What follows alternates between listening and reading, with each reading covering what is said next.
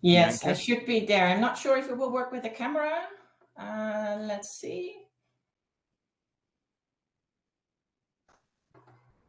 I hope that you at least can hear me. So we can see your slides and we can hear you. So I think I'm going to give the floor to you and hope that maybe we can get the camera to work during your speech. But if not, I think the floor is yours. All right, thank you very much. And sorry for this. Well, that's always the thing. You prepare, and then in the end, things do not work. But it seems that my video is also going to work. So let's see. Well, hello from my side. As said, my name is Bianca de Bruijn. I'm responsible for ING's mortgage business in Germany. And I'm really glad to be here today.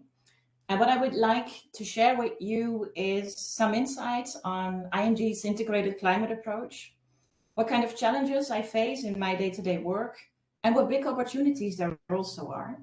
And in Germany, I work with around 500 colleagues to service our mortgage clients every day.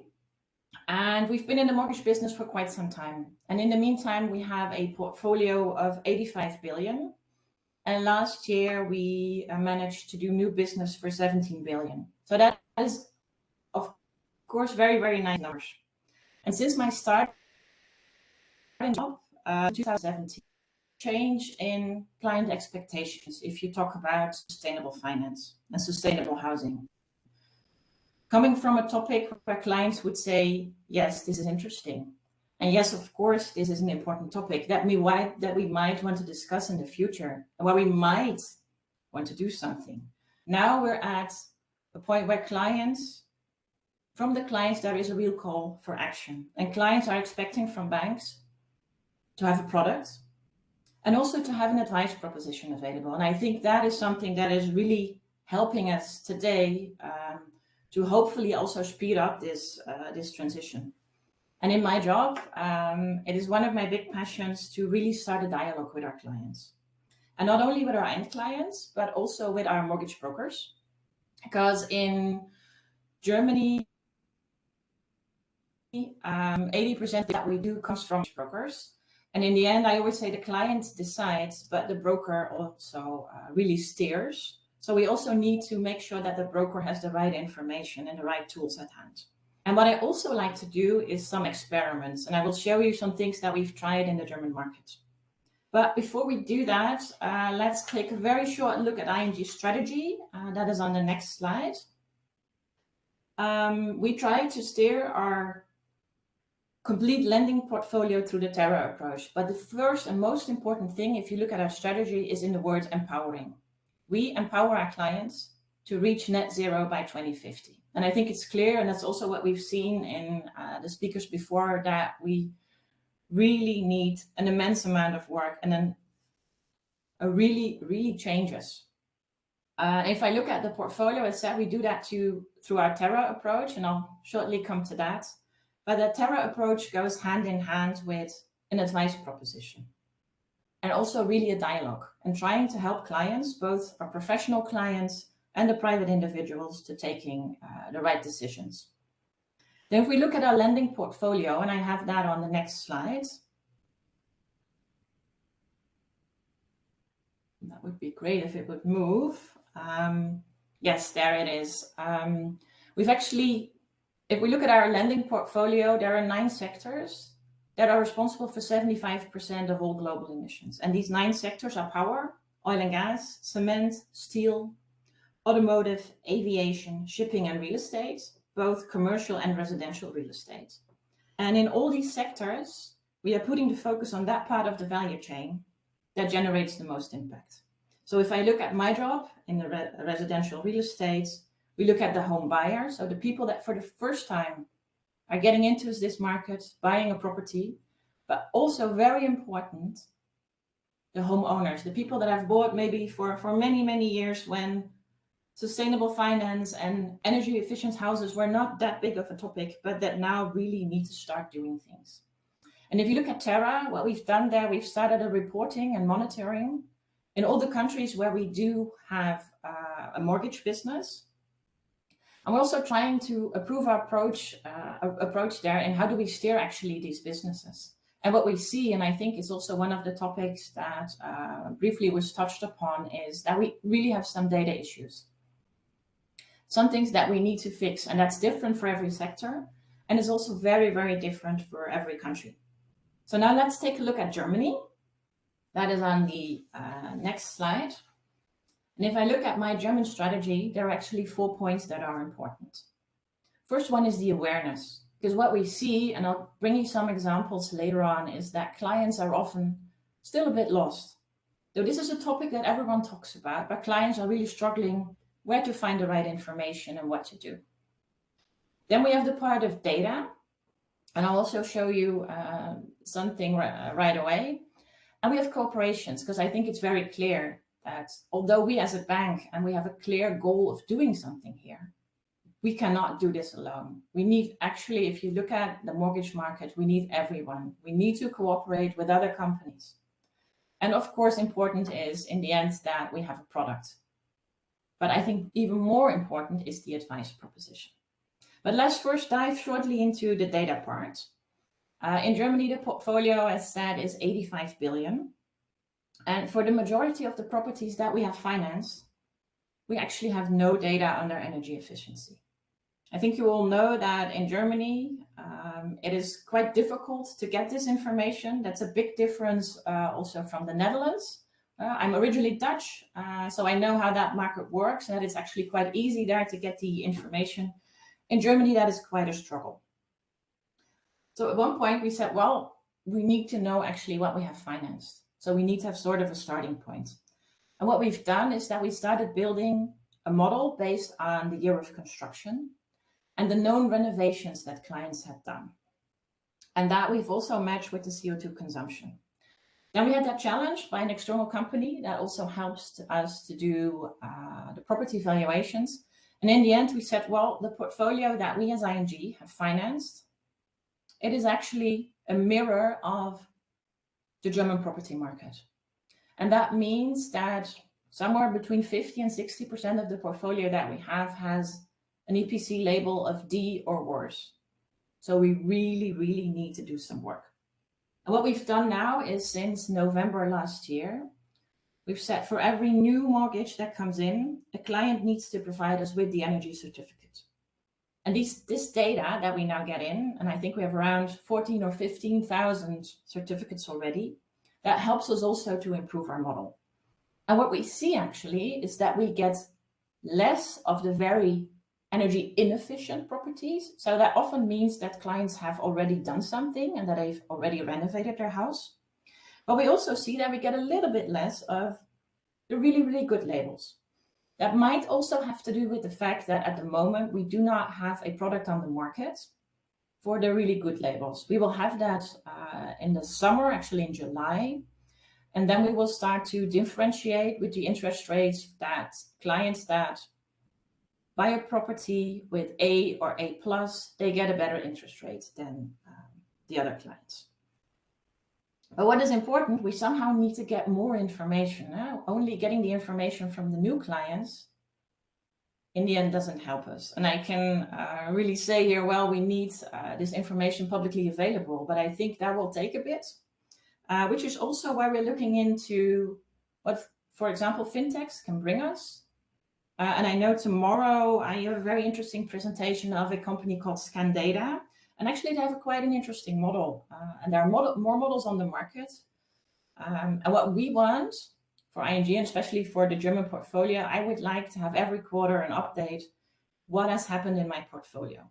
Because of course, if clients reach us and they want to renovate and they need a top up on their mortgage for that, I will have the information.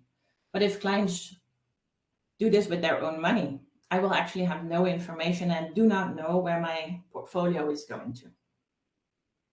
So maybe on the next slide, I will show you also some of the targets we've set, because I told you in the beginning, we have this ambition for 2050.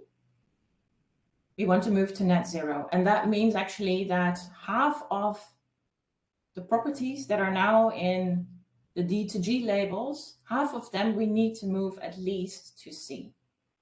And then what we said, well, we need to make this more concrete, because also 2050, of course, is quite far away.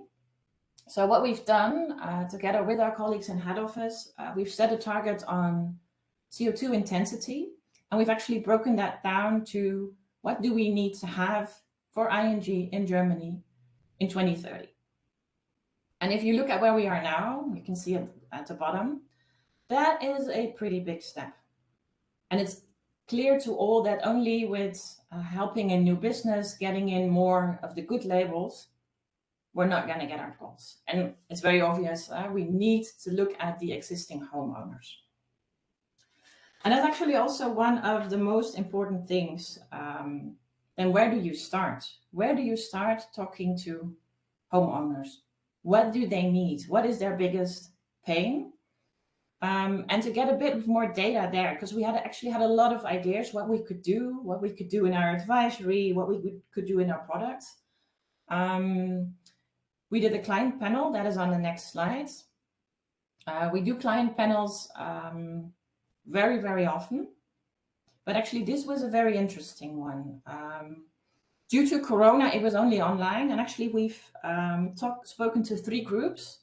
One were the future homeowners. So these are people that are at the moment maybe renting and are thinking about buying a property. Then we spoke to homeowners that have not renovated yet. And we spoke to homeowners that already have some of this modernizing experience. And what we found were actually very, very different feedbacks.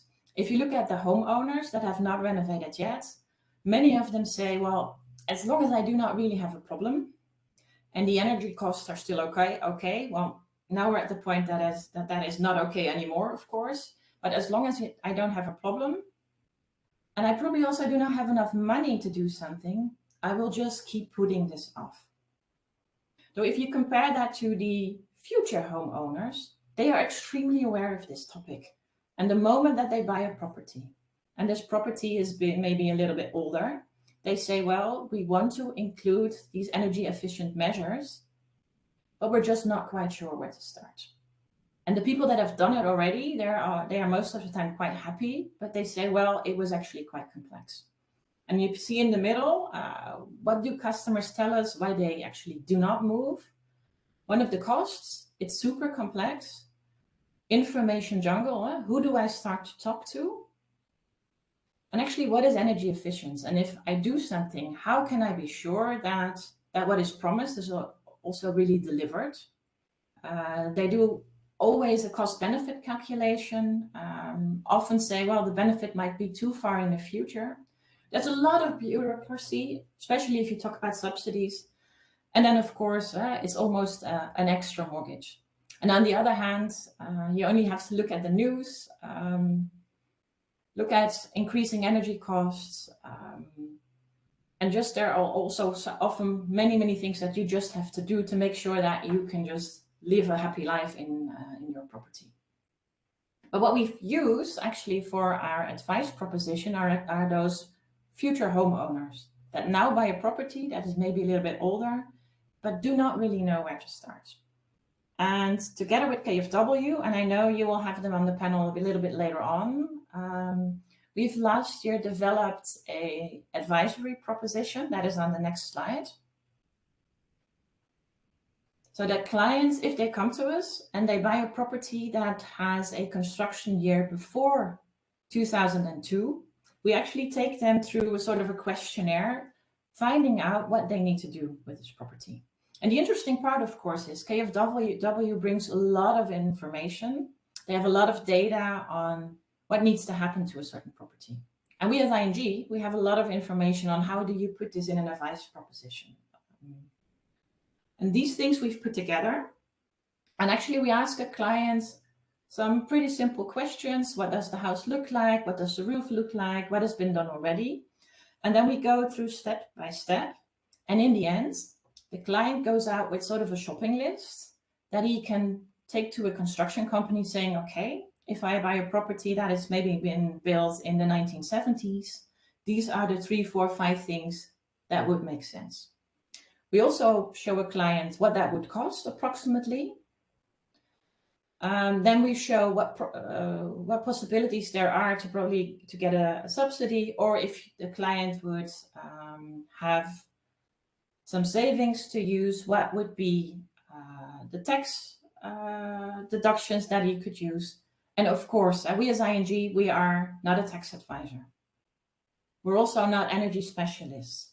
But I think this helps to at least get clients thinking about it and let them give a start. And what we see actually is that in the beginning, clients were a bit overwhelmed because we presented this as something quite special and we'll take you through. And then many clients did not know what to think about it. And then we said, well, let's do an experiment. Let's just build this in our normal advice conversation that we have with clients. So now every client that comes to us, to our direct sales colleagues, and they do the advice conversation through video or through screen sharing, every client goes through this questionnaire, and it's just part of, well, the normal process that we have. And what we see is that 60% of all clients take an action, and that's amazing. They don't always do really, really big steps, but at least they start. We've gotten them into doing. And that, for us, is a really good combination. We also get very positive client feedback, and we see increase in that report.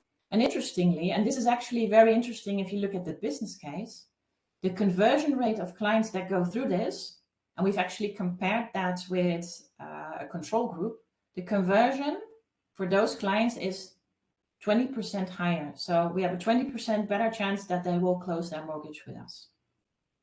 So my main challenge, if I look at this right now, is how do I get a full rollout? We have a really good cooperation there with KfW. We first had a small pilot group of 30 advisors that would do this. We will now roll out to all our direct sales colleagues. And as a next step, we will also roll out to our broker channel because they've also shown really, really great interest. And I think for me and for many of my colleagues, this was really an eye-opener, because when you get into this topic, you start to think about new production. Do you give clients a better interest rate, which actually what we will do if they come with a property that has a good label. But it's very clear we actually also need to work on the other side. And this is actually the more interesting business case for us. And especially if I look at the report that came out last week saying that if a property is renovated, of course, the value goes up. And for me as a bank, also super interesting, the probability of default goes down.